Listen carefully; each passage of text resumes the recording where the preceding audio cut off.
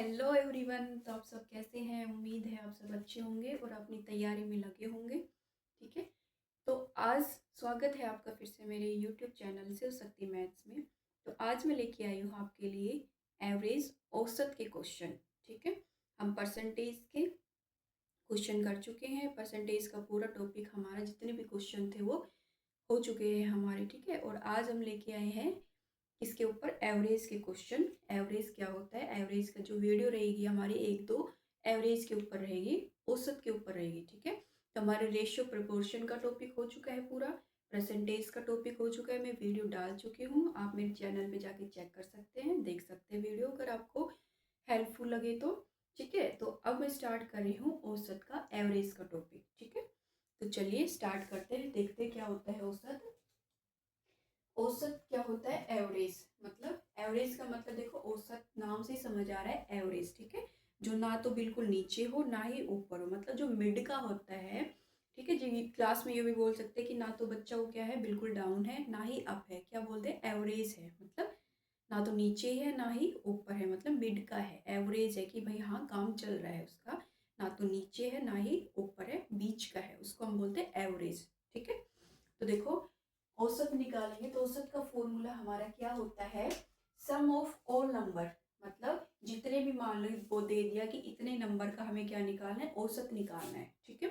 तो क्या करेंगे, उन जितने भी नंबर हैं उन सबको क्या कर लेंगे, प्लस कर लेंगे, उन सबको ऐड कर लेंगे, और अपोन में जितने नंबर है टोटल उनको काउंट कर देंगे और उससे डिवाइड कर देंगे। ठीक है। वो होता है एवरेज का फॉर्मूला, कि सम ऑफ ऑल नंबर, जितने भी नंबर गिवन है उन सब का सम करेंगे। ठीक है। और टोटल नंबर और किससे भाग कर देंगे, जितने नंबर है उनको काउंट कर लेंगे और उससे उसको भाग कर देंगे। ठीक है। ये होता है एवरेज का फॉर्मूला, एवरेज निकालने का सूत्र। ठीक है। तो सबसे पहले हम कुछ संख्या देखेंगे कि ये संख्या क्या होती है, क्योंकि अगर एवरेज के क्वेश्चन आएंगे तो ये भी पूछ सकते हैं कि प्राकृतिक संख्याओं का एवरेज निकालो, पूर्ण संख्या का एवरेज निकालो, नंबर का निकालो, कौन से नंबर, सम संख्या का या विषम संख्या का या गुणनखंड का, जितने भी। तो पहले हमें उनके बारे में पता होना चाहिए कि वो नंबर होते क्या है हमारे। ठीक है। तो फर्स्ट है हमारा प्राकृत संख्या, जिसको नेचुरल नंबर भी बोलते हैं इंग्लिश में। तो प्राकृत संख्या क्या होती है, नेचुरल नंबर क्या होते हैं, जो 1 से स्टार्ट होते हैं और इन्फिनिटी तक चलते रहते हैं, जिनको हम काउंट नहीं कर सकते। ठीक है। क्या होते हैं, अप टू इन्फिनिटी तक होते हैं, जिनको हम काउंट नहीं कर सकते। कहाँ से स्टार्ट होते हैं, 1 से लेके अप टू इन्फिनिटी तक। ठीक है। वो होते हैं हमारे प्राकृत संख्या। ठीक है। क्योंकि एग्जामिनेशन में जो क्वेश्चन आते हैं कॉम्पिटिशन हिंदी का होता है। ठीक है। तो हिंदी में हम इसको क्या बोलते हैं, प्राकृत संख्या। ठीक है। दोनों होता है हिंदी और इंग्लिश में, किसी को हिंदी में समझ आए किसी को इंग्लिश में। तो इंग्लिश में बोलते हैं उसको नेचुरल नंबर और हिंदी में बोलते हैं प्राकृत संख्या। ठीक है। क्लियर है। सेकंड है पूर्ण संख्या। ठीक है। पूर्ण मतलब होल, होल नंबर जिसको बोलते हैं। ठीक है। होल मतलब खाली। ठीक है। तो कहाँ से स्टार्ट हो गए, 0 से, 0 1 2 3 अप टू इन्फिनिटी तक। ठीक है। ये भी क्या होते हैं, इन्फिनिटी तक होते हैं। लेकिन क्या होते हैं, नेचुरल नंबर प्राकृत संख्या तो 1 से स्टार्ट होती है, 1 से स्टार्ट होती है, और जो पूर्ण है, होल नंबर है, वो हमारे 0 से स्टार्ट होते हैं। ठीक है। जो पूर्ण संख्या होती है उसमें सारे क्या होते हैं, हमारे नेचुरल नंबर कंबाइन होते हैं। ठीक है, ऐड होते हैं। नेक्स्ट होता है हमारा सम संख्या। सम मतलब इवन नंबर। ठीक है। सम संख्या क्या होती है, जो 2 से भाग होती है। ऐसे नंबर, ऐसी संख्या जो 2 से भाग हो जाए, 2 से डिवाइड हो जाए, उनको बोलते हैं सम संख्या। ओके। नेक्स्ट है विषम संख्या। अब सम का अपोजिट, सम का उल्टा, सम 2 से भाग हो रही है, विषम जो 2 से भाग ना हो उसको बोलते हैं विषम संख्या। ठीक है। 1 है, 3 है, 5 है, 7 है, 9 है, अप टू इन्फिनिटी तक, वो होती है विषम संख्या। उसके बाद होते हैं गुणज या गुणनखंड। ठीक है। गुणनखंड मतलब जिसकी मल्टीप्लाई में आते हैं, जैसे 6 की टेबल हो गई, 2 की टेबल हो गई। 2 के गुणनखंड मतलब जो 2 की मल्टीप्लाई, 2 2 जा 4, 4 2 जा 6, 4 2 जा 8, है ना। 2 2 जा 4, 2 2 3 जा 6, मतलब कोई भी क्यों किसी के टेबल या पहाड़ा, जैसे 6 2 जा 12, 6 दूनी 12, 12 6 3 18, ये क्या होते हैं उसके गुणनखंड या फिर गुणज, दोनों में से कोई भी बोल सकते हैं। गुणज भी बोल सकते हो, गुणनखंड भी बोल सकते हैं। ठीक है। तो एवरेज औसत पढ़ने से पहले कुछ संख्या थी जो हमने डिफाइन की है, बट देखा है हमने कि प्राकृत, पूर्ण, सम, विषम और गुणज क्या होती है। ठीक है। अब उसके बाद हम क्वेश्चन स्टार्ट करते हैं इन्हीं के ऊपर बेस, ठीक है। इन जो संख्या हमने पढ़ी है उन्हीं के ऊपर बेस हम कुछ क्वेश्चन करेंगे औसत के, ठीक है। तो देखिए फर्स्ट क्वेश्चन क्या होता है हमारा, क्या है हमारा, प्रथम, प्रथम मतलब पहली 100 प्राकृतिक संख्याओं का औसत ज्ञात। अब हमारे पास लिमिट दे दी कितने की, 100 प्राकृतिक संख्या। हमारे पास ये नहीं बोला कि जितनी भी है प्राकृतिक उनका तो हम निकाल ही नहीं सकते क्योंकि क्या होती है, इनफाइनाइट होती है, ठीक है। तो इसमें क्या दे दिया, प्रथम 100 प्राकृतिक संख्याओं का क्या निकालो, औसत निकालो, ठीक है।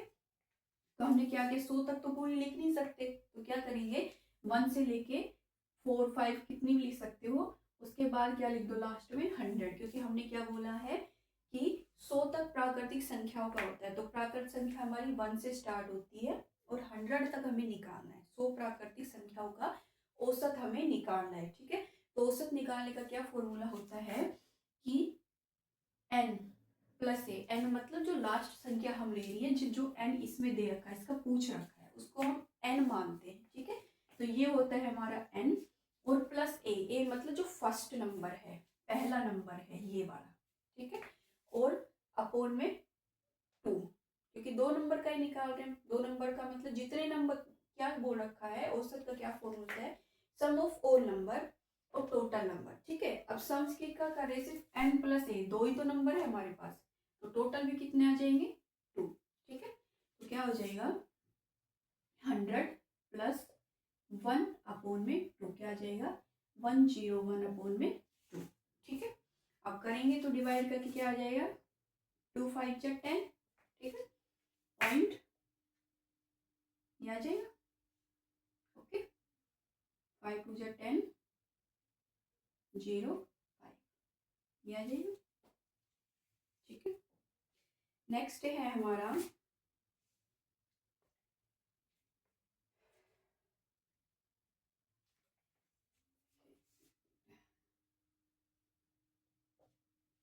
ये तो था प्राकृतिक संख्याओं का कि 100 की प्राकृतिक संख्याओं का औसत क्या होगा। उसके बाद है हमारा प्रथम 50 पूर्ण संख्याओं का औसत निकालो। अब हमारे पास पूर्ण संख्या दे रखी है, मतलब होल नंबर दे रखे हैं, ठीक है। होल नंबर दे रखे, तो होल नंबर हमें पता है 0 से स्टार्ट होते हैं और 50 तक दे रखी है। 50 हमने लास्ट हमने क्या लिखा है 49 लिखा है। 49 क्यों लिखा है, अगर प्राकृतिक करते तो 1 से स्टार्ट कर देते, ठीक है। लेकिन अब 0 और ऐड हो गए, इसलिए 50 की जगह हमारा क्या तक हो गया 49 तक हो गया, ठीक है। क्योंकि होल नंबर हमारे कहाँ से स्टार्ट होते हैं 0 से, ठीक है। तो क्या हो जाएगा 0 प्लस 49 अपोन में 2, तो 49 अपोन 2 डिवाइड कर दो इसको, 2 2 जा 4, ठीक है, 2 4 जा 8.5, 2 5 जा 10, ये आ जाएगा 50 पूर्ण संख्याओं का औसत, ठीक है। अगर मान लो जनरल भी पूछ सकते हैं कि 100 प्राकृतिक संख्याओं का औसत, इतना तो आप याद भी रख सकते हो कि 50.5 होता है। 50 पूर्ण संख्याओं का 24.5 हो सकता है। छोटे छोटे बात तो याद भी रख सकते हो, ठीक है। उसके बाद है प्रथम 20 सम संख्याओं का औसत निकालो। पहली जो 20 सम संख्या है उसका औसत निकालो। सम संख्या मतलब जो 2 से भाग हो, ठीक है, और कितनी है 20 निकालनी है हमें। तो 2 जैसे 2 4 6 8 10 12 14 16 18 20 22 24 26 28 30 है ना, 32 34 36 38 और 40, 20 निकालनी थी हमें, ठीक है। तो कितनी आ गई 40 तक, 40 तक आ गई, तो वो हो जाएगा n प्लस ए, मतलब लास्ट 40 प्लस ए 2 अपोन में 2, कितना आ गया 42 अपोन ये क्या आ गया 21, ठीक है। तो 20 सम संख्याओं का औसत हमारा क्या आ गया 21 आ गया, ठीक है। आई होप आपको क्लियर हुए होंगे, क्योंकि ये तो छोटे छोटे क्वेश्चन है जो हमने संख्या पढ़ी थी, कुछ नंबर पढ़े थे, उसी के ऊपर बेस ही हमारे क्वेश्चन है, ठीक है। क्लियर है सभी को। तो चलिए नेक्स्ट देखते हैं हमारा, नेक्स्ट हमारे क्या है,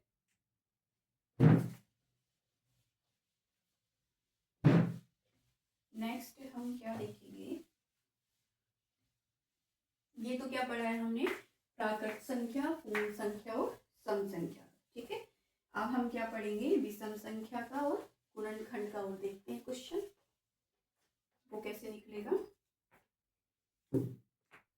कि देखो फोर्थ क्वेश्चन क्या है हमारे पास, प्रथम 50 विषम संख्या दे रखी है। विषम संख्याओं का औसत निकालो, औसत ज्ञात करो। ठीक है, क्या कह रखा है कि पहली जो 50 विषम संख्या है उसका औसत निकालना है। ठीक है, अब देखो विषम संख्या हमारी क्या होती है, जो 2 से भाग ना हो, जैसे 1 है, 3 है, 5 है, 7 है, 9 है, अप टू कहाँ तक निकालिए 50 तक, मतलब लास्ट क्या हो जाएगी हमारी 99 हो जाएगी। ठीक है, तो वही फॉर्मूला लगा दो, n+a/2 is equal to n, 99 है हमारा।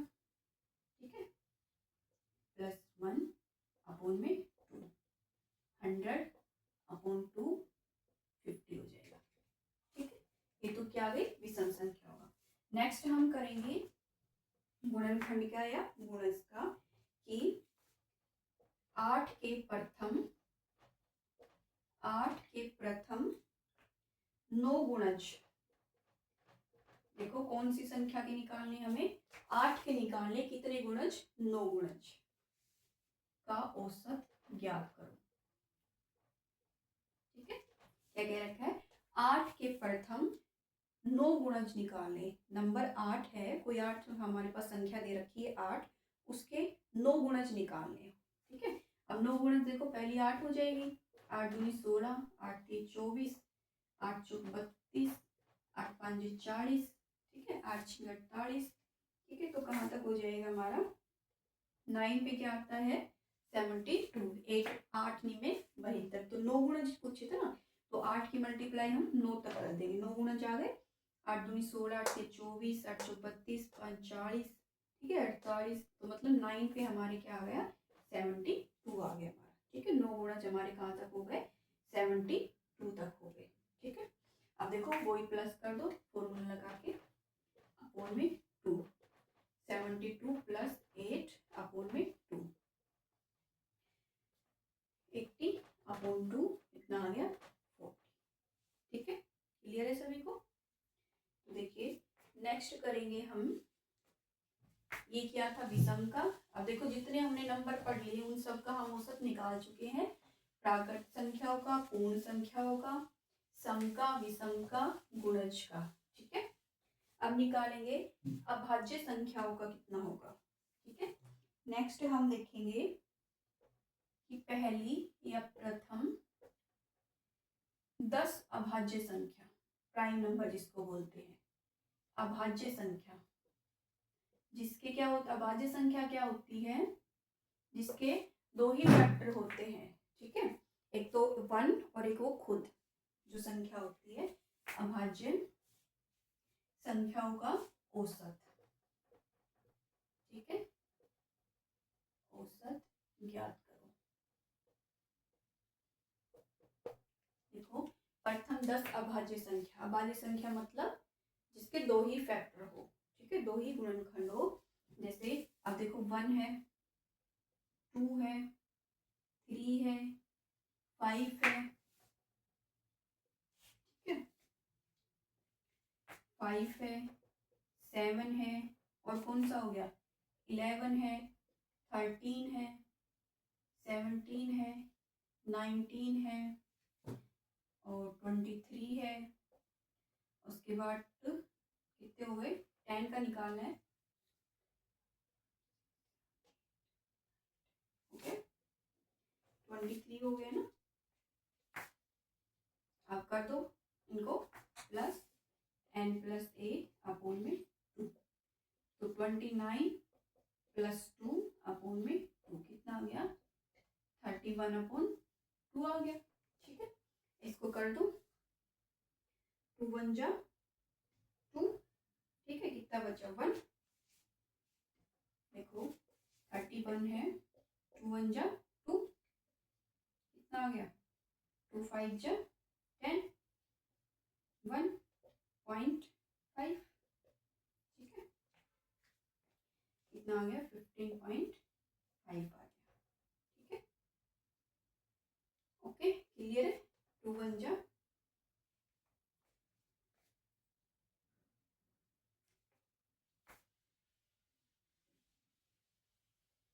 तो देखिए नेक्स्ट क्या करेंगे हम, ये तो हमने निकाल लिया जो संख्या हमने पढ़ी थी। ठीक है, अब नेक्स्ट थोड़े से अलग क्वेश्चन आएंगे। अलग तो क्या है, सारे औसत के ही है। देखो क्या है हमारे पास, अब हमारे पास क्या है कि कोई भी हमारे पास संख्या दे दी जाएगी कि इतनी 7 या क्रमागत संख्या दे रखी है, लगातार संख्या दे रखी है, उनका औसत इतना है। तो हमसे सबसे छोटी संख्या बताओ, सबसे बड़ी संख्या बताओ, उसके बीच की संख्या बताओ। ठीक है, अब ये क्वेश्चन आएंगे।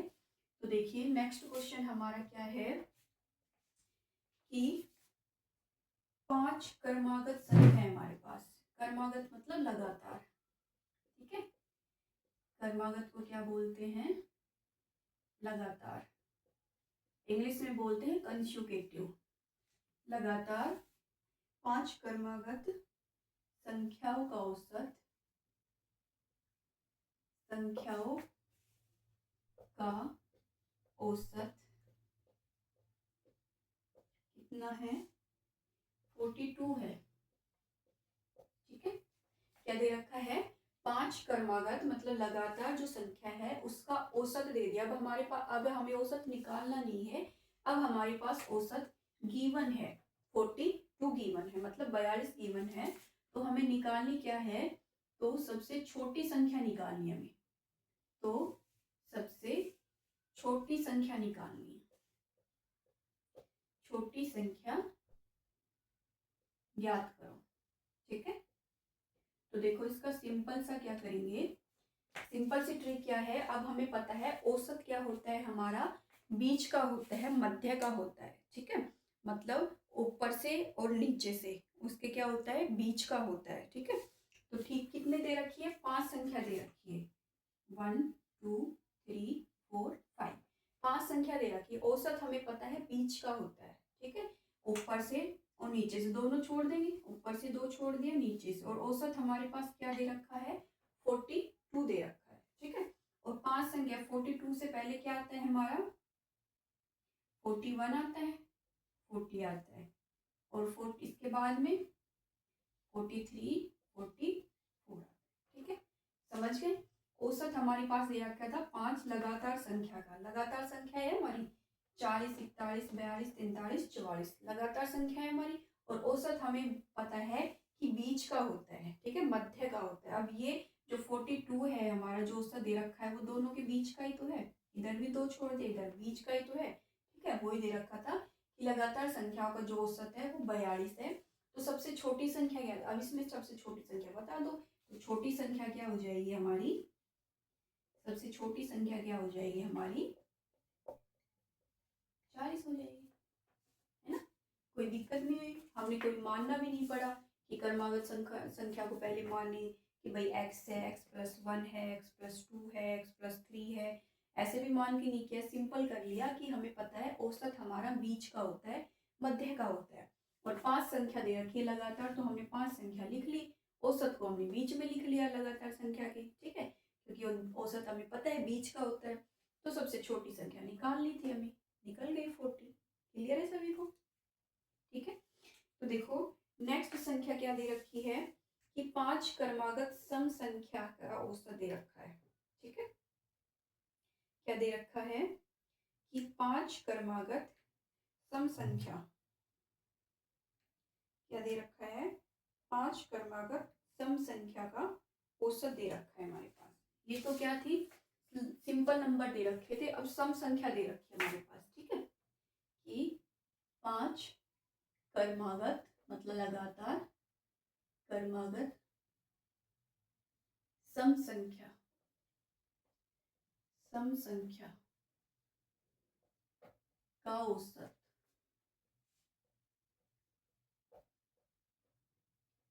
औसत क्या दे रखा है हमारे पास, 47 दे रखा है। 47 मतलब 47 है। तो छोटी संख्या बतानी हमें, ऐसे क्या करनी है, छोटी संख्या, ठीक है। बड़ी संख्या बता देते हैं, छोटी संख्या, ठीक है। छोटी जैसे इसमें निकाली थी, अब दे कैसी रखी है, मतलब 5 संख्या दे रखी है, वही 5 संख्या है। और अब संख्या कैसी दे रखी है, सम संख्या दे रखी है। औसत हमें पता है बीच का होता है, 47 होता है, ठीक है। और इससे पहले निकाल दो सम संख्या कौन सी होती है भाई, 46 भी होती है हमारी, 44 भी होती है। सम मतलब जो 2 से भाग हो जाए। उसके बाद 48 होती है और 50 होती है, ठीक है।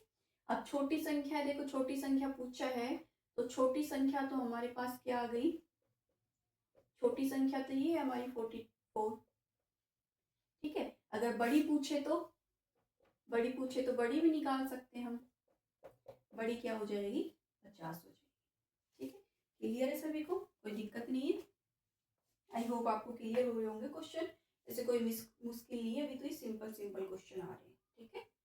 तो ये है औसत के क्वेश्चन, ठीक है। तो नेक्स्ट देखेंगे हम, नेक्स्ट थोड़ा सा लेवल और हाई है। ये तो क्या थे, क्या हो रहा है, धीरे धीरे थोड़ा सा लेवल अब होता जा रहा है क्वेश्चन में ना। पहले तो क्या थी, संख्या थी, अब औसत दे दिया, ठीक है।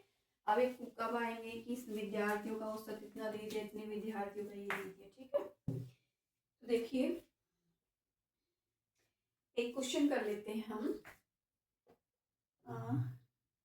नेक्स्ट क्वेश्चन क्या है हमारा, अब हमारे पास दे दिया कि रेलगाड़ी का औसत का चाल का ये दे दिया, ठीक है, डिस्टेंस का, ठीक है। रेलगाड़ी क्वेश्चन भी हर एग्जाम क्वेश्चन में पूछे जाते हैं, कोई भी कंपटीशन है उसमें तो एक क्वेश्चन तो आता ही है ना, रेलगाड़ी का चाल का कि कितनी दूर में तय करी।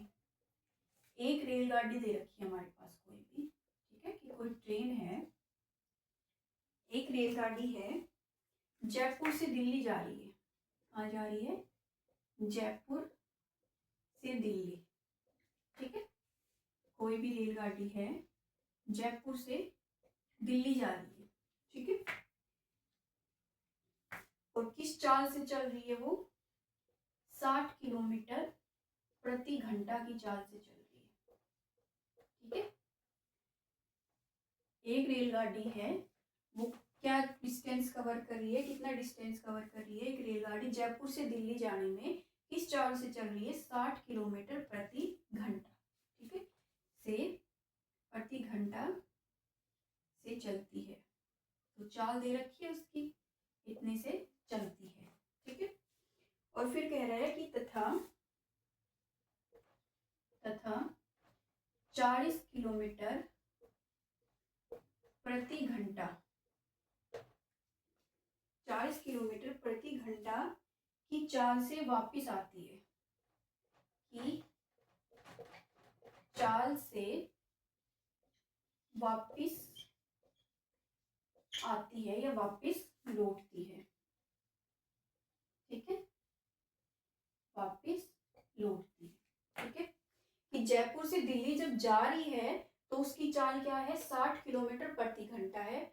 और जयपुर से वापस दिल्ली से वापस जयपुर आ रही है तो उसकी चाल है 40 किलोमीटर प्रति घंटा, ठीक है।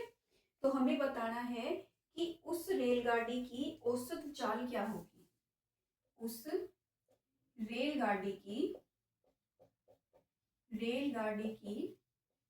औसत चाल, औसत चाल हमें निकालनी है, ठीक है। क्या निकालना है, हमारे पास क्वेश्चन क्या गिवन है कि कोई भी एक ट्रेन है, जयपुर से दिल्ली जा रही है, ठीक है। जब जा रही है तो उसकी चाल है 60 किलोमीटर, 1 घंटे में वो 60 किलोमीटर का डिस्टेंस कवर कर रही है, ठीक है। क्या किस चाल से चल रही है कि 1 घंटे में वो 60 किलोमीटर चल रही है, ठीक है, ज्यादा है उस समय चाल। लेकिन जब वो वापिस आ रही है तो उसकी चाल कम हो गई, 1 घंटे में वो 40 किलोमीटर ही चल रही है, ठीक है। मतलब क्या है कि जा रही है जब तो उसकी चाल है 60 किलोमीटर प्रति घंटा की, ठीक है। लेकिन जब वो वापिस आ रही है तो उसकी चाल कम हो रही है, 40 किलोमीटर प्रति घंटा हो रही है, ठीक है। अब हमें उसकी क्या निकालनी है, औसत चाल निकालनी है, ठीक है। एवरेज स्पीड निकालनी है हमें, क्या निकालनी है, उसकी औसत चाल निकालनी है, ठीक है, औसत चाल। तो देखो इसका एक फॉर्मूला होता है 2 multiply x multiply y upon में एक्स प्लस वाई। ठीक है, अब देखो एक्स वाई क्या माना है, एक्स तो वो है कि जिस चाल से वो जा रही है, और वाई है कि जिस चाल से वो वापस आ रही है, मतलब अपोजिट डायरेक्शन में जा रही है, इधर जा रही है और उसी डायरेक्ट क्या होती है उसके अपोजिट आ रही है। ठीक है, तो ऐसे में क्या करते हैं, दोनों को हम प्लस करते हैं। अगर अपोजिट डायरेक्शन में है तो प्लस करते हैं, अगर सेम डायरेक्शन में होती कि एक ट्रेन जा रही है और दूसरी ट्रेन भी उसी स्पीड से जा रही है, उसी चाल से जा रही है, तो क्या करते हैं, हम उसको माइनस करते हैं। ठीक है, तो क्या हो जाएगा, 2 मल्टीप्लाई 60 मल्टीप्लाई 40 अपॉन में 60 प्लस 40। तो देखो कितना हो जाएगा, करो 48 हो जाएगा ये तो, है ना, और नीचे हो जाएगा 100, क्योंकि देखो 12 12 चौक 48, तो कितना आ गई हमारी इसकी 48 किलोमीटर आ गई उसकी चाल। ठीक है, तो उसकी औसत चाल क्या आ गई कि 1 घंटे में कितने किलोमीटर जा रही है वो, 48 किलोमीटर जा रही है। कितना जा रही है, 48 किलोमीटर जा रही है 1 घंटे में। ठीक है, क्लियर है क्वेश्चन। देखो दोनों अपोजिट डायरेक्शन में है तो हम क्या करते हैं, नीचे प्लस, दोनों की मल्टीप्लाई 2 से, और नीचे क्या करते हैं, हम दोनों को प्लस करते हैं, एवरेज निकाल देते हैं। ठीक है, तो देखिए नेक्स्ट क्वेश्चन क्या है हमारा, आई होप क्लियर हुआ होगा, ये क्वेश्चन आपको समझ आया होगा। अगर वीडियो अच्छी लगती है, क्वेश्चन समझ आते हैं, तो चैनल को लाइक करिएगा, सब्सक्राइब करिएगा, शेयर भी करिएगा चैनल को। ठीक है, अगर हेल्पफुल लगे कि हाँ हमारे लिए हेल्पफुल है, हमें समझ आ रही है, तो चैनल को सब्सक्राइब भी करिएगा, फॉलो करिएगा चैनल को। ठीक है, ताकि हमें भी थोड़ा सा सहयोग मिले आपसे, हमारी भी पढ़ाने की इच्छा थोड़ी जागरूक है कि हाँ बच्चे हमारा सपोर्ट कर रहे हैं। ठीक है, तो नेक्स्ट क्वेश्चन देखिए हमारे पास क्या है कि किसी कक्षा में 20 विद्यार्थियों का औसत भार दे रखा है। ठीक है, कोई भी क्लास है, किसी कक्षा में विद्यार्थियों का, मतलब स्टूडेंट ले रखे हैं, विद्यार्थियों का औसत भार दे रखा है, औसत भार ये कितने का दे रखा है, किसी कक्षा में 20 विद्यार्थियों का दे रखा है। ठीक है, 20 विद्यार्थियों का औसत भार कितना दे रखा है, 40 किलोमीटर दे रखा है। ठीक है, 20 स्टूडेंट का जो औसत भार है, उनका औसत जब निकाला गया है तो उनका 40 किलोमीटर आ रहा है। ठीक, सॉरी 40 केजी आ रहा है, किलोग्राम आ रहा है, सॉरी किलोग्राम है। ठीक है, उसके बाद है, यदि प्रत्येक विद्यार्थियों के भार में 5 किलोग्राम की वृद्धि हो जाए, कह रहे हैं कि प्रत्येक विद्यार्थियों के भार में, 20 विद्यार्थी थे तो 20 में प्रत्येक विद्यार्थियों, मतलब 20 के हर एक में कितने हो जाए, 5-5 किलो की भार में वृद्धि हो जाए। कह रहा है कि प्रत्येक विद्यार्थियों के भार में, विद्यार्थियों के भार में अगर 5 किलोग्राम की वृद्धि हो जाए, वृद्धि कर दी जाए, 5 किलोग्राम की वृद्धि की जाए तो औसत भार, जो भार आएगा उसमें कितने किलोग्राम की वृद्धि होगी। ठीक है, तो औसत जो भार आएगा, औसत भार में कितनी वृद्धि होगी, में कितनी वृद्धि होगी, या औसत भार कितना बढ़ेगा हमारा। ठीक है, तो देखिए क्या कह रखा है कि जब 20 विद्यार्थी है, 20 विद्यार्थियों का जो भार दे रखा है वो कितना दे रखा है, 40 किलोग्राम दे रखा है। ठीक है, 20 का कितना दे रखा है, 40 किलोग्राम। ठीक है, अब कह रहा है कि जब उसमें, कि प्रत्येक में जब 5-5 की हो जाए, कि प्रत्येक विद्यार्थियों के भार में 5 किलोग्राम की वृद्धि, मतलब एक विद्यार्थी में 5 किलोग्राम बढ़ा दिया, दूसरे में 5 किलो, मतलब 20 तक जितने भी विद्यार्थी है सबके भार को 5-5 किलोग्राम बढ़ा दिया, तो जो औसत भार है वो भी बढ़ेगा हमारा। ठीक है, तो देखो ऐसे क्वेश्चन में क्या करते हैं, जितना हमारे विद्यार्थियों के भार में वृद्धि होती है उतनी ही वृद्धि हम क्या करते हैं, जो उनका औसत भार होता है, जो उनका औसत होता है उतनी ही वृद्धि, मतलब सेम वृद्धि ही हम उसमें करते हैं उनके भार में। तो कितना आ जाएगा 45 kg। 5 का इसमें हुआ था विद्यार्थियों के भार में, तो औसत में भी कितना हो जाएगा 5 का। अगर ये तो थी वृद्धि, अगर कमी कह दे कि 5 किलोग्राम की वृद्धि कर दी या 10 किलोग्राम की वृद्धि कर दी, तो औसत में कितनी कमी होगी। तो सेम करना है, जितनी वृद्धि हुई है वो ही कमी, सॉरी, जितनी कमी हुई है उतनी ही कमी क्या कर देंगे, उसके औसत भार में कर देंगे। ठीक है, ये वृद्धि थी। अगर मान लो कमी की पूछ दे कि 10 किलोग्राम की वृद्धि कमी हुई है, तो औसत भार में कितनी होगी, तो क्या करेंगे, यहाँ से भी 10 कम कर देंगे और भार में से भी हम 10 कम कर देंगे। ठीक है, तो कितनी आ जाएगी 30 किलोग्राम की। क्लियर है सभी को। तो अगर ऐसे क्वेश्चन आए तो उसमें कुछ भी नहीं करना है, सिंपल ये दे दो, अगर इतने विद्यार्थियों में इतने प्रतिशत की, सॉरी इतने किलोग्राम की क्या की है, वृद्धि या कमी की गई है, तो भार में से उतना ही कर दो, जितना विद्यार्थियों के में किया है उतना ही भार में कर दो। ठीक है, कोई कैलकुलेशन की जरूरत नहीं है, सिंपल कर दो। अगर कमी हुई है तो जो कमी विद्यार्थियों में हुई है वो ही भार में कर दो, अगर वृद्धि हुई है वो ही वृद्धि औसत भार में कर दो। ठीक है, आई होप आपको क्लियर हुआ होगा, समझ आए होंगे क्वेश्चन। अगर वीडियो अच्छी लगे हो तो ठीक है, वीडियो को लाइक करें, शेयर करें, सब्सक्राइब करें। ठीक है, मिलते हैं नेक्स्ट वीडियो में, तब के लिए थैंक यू।